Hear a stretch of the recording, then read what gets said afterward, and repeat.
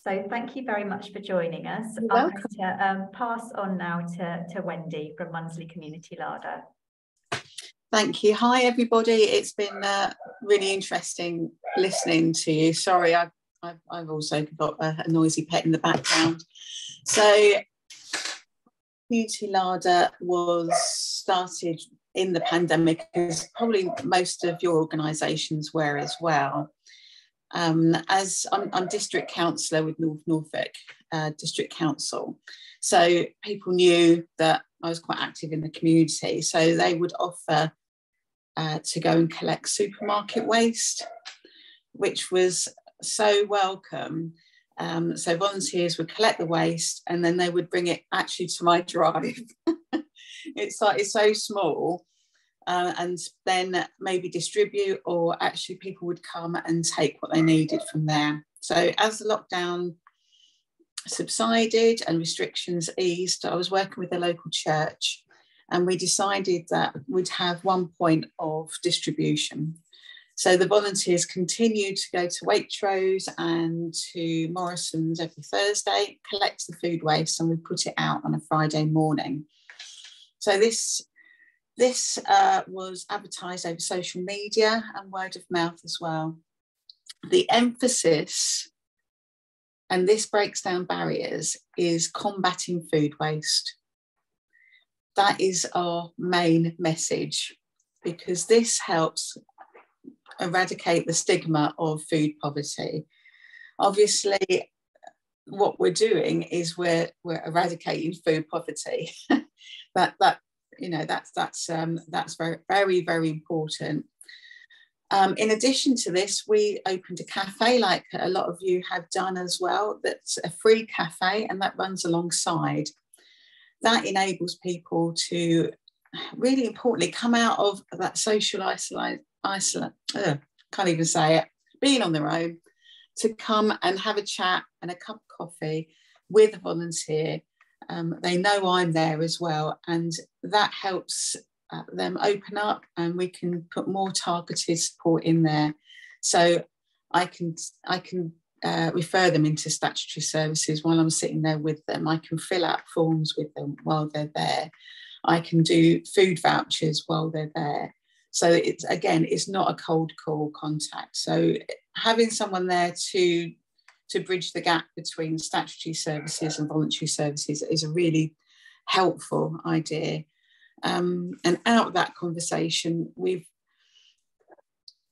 changed the way that we do things at Norfolk District Council. So we're more, we've invested into our people services structure more.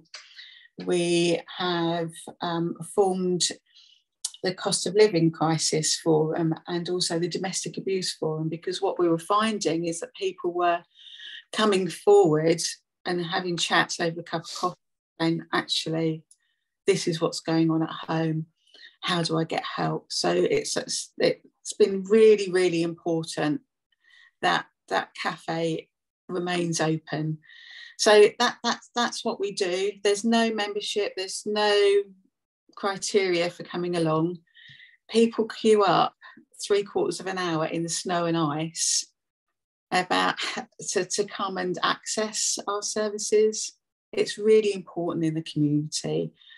We were offered the opportunity to do a social supermarket.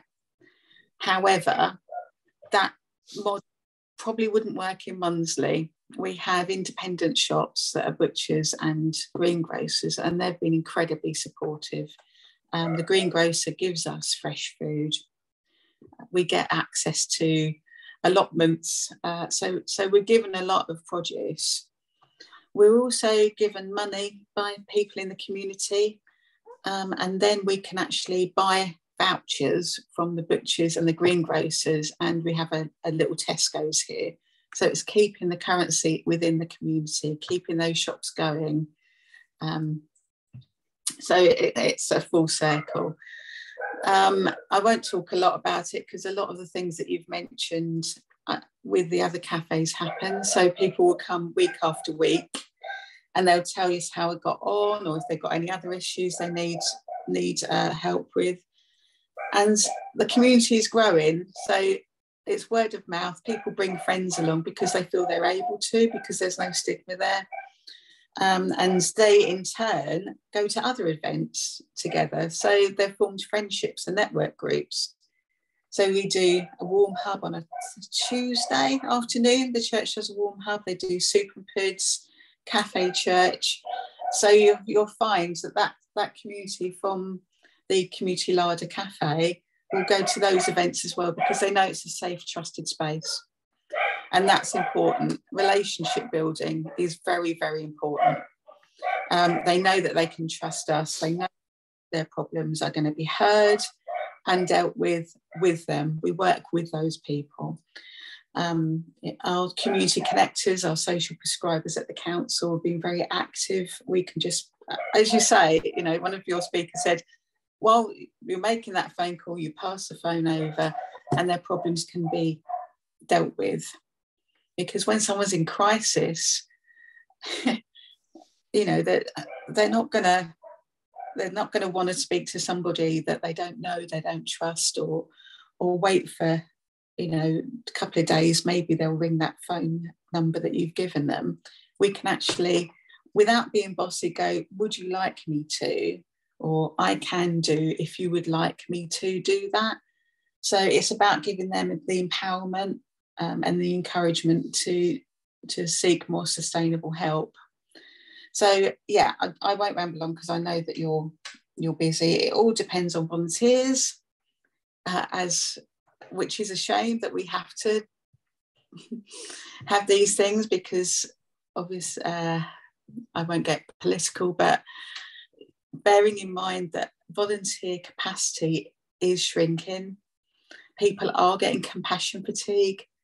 Our demographic is primarily over 60. They're retired. So as they grow older, they don't want to come out so much. You know, it's a pity, but yeah, volunteer capacity is shrinking. We rely on our volunteers too heavily because statutory services aren't there. Like the food bank, I hope that one day we don't have to have the larder. I hope that one day everyone will have access to enough food and nourishment to sustain a positive and joyful lifestyle. So Mundesley is on the North Norfolk coast. We're about 10-minute drive from Cromer. So here we see a lot of deprivation from seasonal work. So if people are working, they're either in catering, care or tourism. So those are 0 paid hours, 0 hours at minimum wage. So we see a lot of deprivation here. It's a wonderful seaside place, but you'll find this in coastal towns all over the country, that we don't have the infrastructure for long-term, well-paid jobs. So yeah, we see every age group. It's amazing. We are incredibly busy. Every week we see new people and we have those conversations. So yes, we're on the North Norfolk coast. So yeah, so any questions, please ask. Thank you. I think it's just somebody, I think Samantha was just asking whereabouts in Mundesley. Are you? Oh, right, sorry. So whereabouts in Mundesley? We're on the coast road. Yes, it is run with All Saints Church. And we're on the coast road opposite the church. So there's lots of parking there. And we're open on a Friday from 8:30 till 10:30 a.m. And the warm hub is open on a Tuesday, 3:30 till 5:30. We also have soup and pud, which is once a month as well. Thank you. Thanks, Wendy. That's really useful. And I think it's really interesting to compare the similarities and differences between a sort of more rural community to sort of the more urban solutions that are being sort of developed in Norwich. I'm going to pass on now to our colleague Pi from Norfolk Adult Learning, who just wants to talk about some of the sort of resources and sort of help that adult learning can provide. Pi, are you on the call? Can you hear me now? Yes, thank you. Over to you. All right, thank you. I'll just share my screen. I'm just going to talk a little bit about adult learning, because there's a lot of free courses that we can offer to some of your clients that may be helpful, either, you know, for their mental health, or for, you know, basically just something to get them out of the house and doing something. Right, okay, so basically, who are we? We are Adult Learning. We're based in Norfolk, and we cover courses all over Norfolk. We have free courses which we call community courses, which can be based in different areas, to the community. We also offer information and advice and vocational courses to get people back into work, and that includes apprenticeships as well. We can help with costs of courses if somebody is on low income or on benefits, or if they need help with childcare fees or equipment for their course. We also offer learner support, which can be in the classroom or online, and also for in exams for people who may have some either learning disabilities or suffer with dyslexia, or need just that little bit of extra time to complete their work. So there's also leisure courses, which obviously have fees attached to them, which include arts and crafts and languages.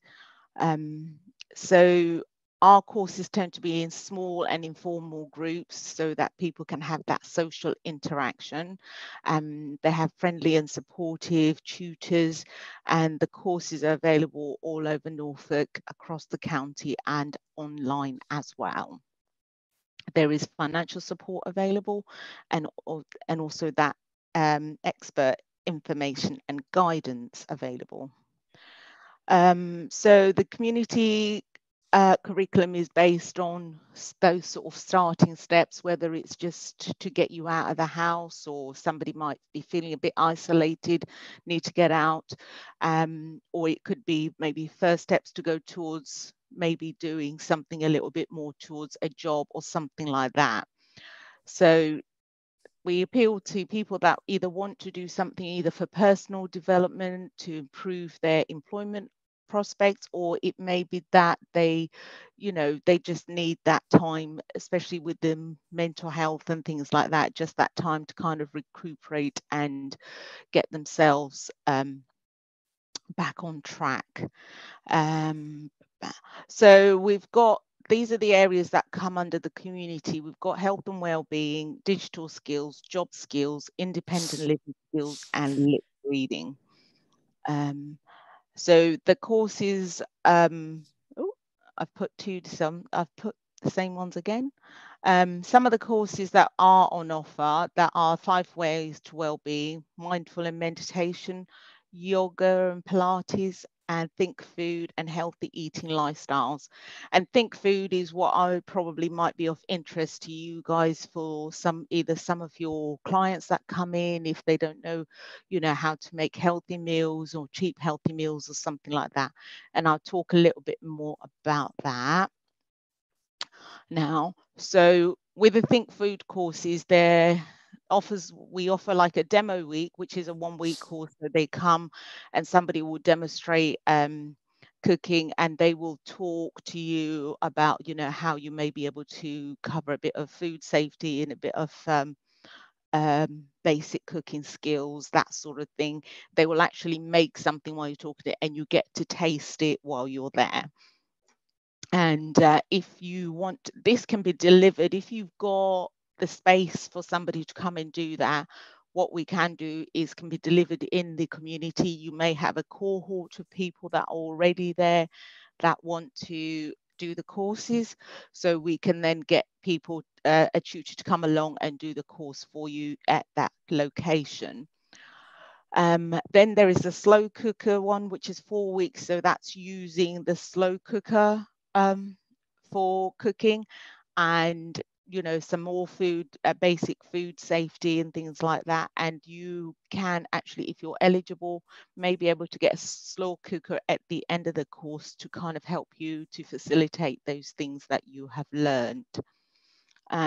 basic cooking skills, obviously, it's just those that need kind of the help to get them back into cooking, whether it be healthy cooking or cooking on a budget, anything like that. And then we've got our cooking on a budget, which is obviously what would help a lot of people, especially in the current economic climate, because we're trying to cut down where we can. So this will help you get the most out of your cooking so that you have minimal waste, and, you know, giving you all those ideas what to do with those extras that may be leftovers, making cooking meals on a sort of leftover. And then there's the last one is cooking with spices, so to make your food a little bit more exciting. So basically with adult learning, we kind of have our community learning courses, which we kind of tend to start off with, and then they may go also family learning courses, which are for parents and children, and helping them to convert those basic skills into fun activities so that they can help children either with their maths and things like that, anything they're learning at school. Then we've got the functional skills, which is your maths, English, and essential digital skills, which can be used to get back into work and things like that. We then have some courses that may be targeted for us if somebody is looking to get into specific employment, like childcare, teaching assistant, health and social care, accountancy, and construction. And then we've also got the access to a higher education. So those ones that will help you to get into kind of your to doing degrees and stuff like that. And then there's your leisure courses. All these courses, you can get them for free if you're on benefits or on low income, and we can support you with that. The only ones that would be the leisure ones, but again, I think even with the low income, they can have a look at see what support they can be available. So if anyone wants to find any more about the courses that are available or anything like that, they can visit our website or contact our learner services team on the number on the screen, or as a professional, you can use my contact details, which are on there, to be able to ask me any questions or anything like that, or if anything kind of resonates with you. So our thing is to try and help people to get back and to have that independence, to get out and about if they're a bit isolated and things like that. So we're there to try and help them in their community without them having to travel too far. And that is all. Any questions?